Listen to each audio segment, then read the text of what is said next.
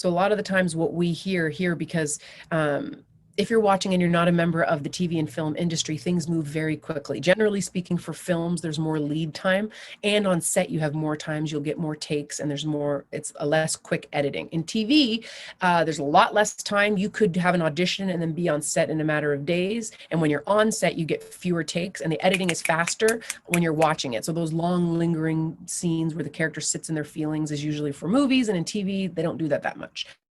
So everybody has to move so quickly. So I think it all goes back to having those authentic voices around the decision-making table and having authentic voices in the creation process. Because then what we heard a lot when we were doing all this work in the past 2 years, like intensely, and having a lot of like goodwill from the industry, knowing that like after we saw brutality after brutality against Black bodies, people started to really kind of wake up a little and say, okay, this is actually really a thing, and let us look around and see where the problems are. So when we were having these conversations with all the decision makers, the time crunch thing really seemed to be a huge problem.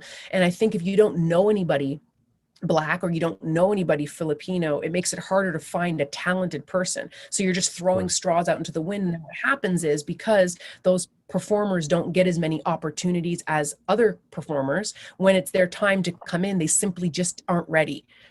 So we have to have, like, it's your responsibility. I always say this to the members and to my own students. It's your responsibility to be ready for when you get that opportunity.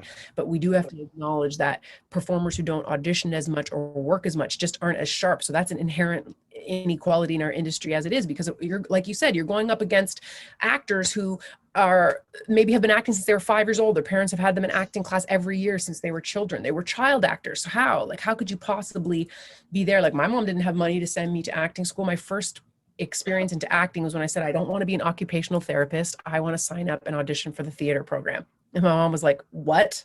Hell no, you're not doing it. And I was like, actually, I'm going to be 18 soon, so I'm doing whatever I want.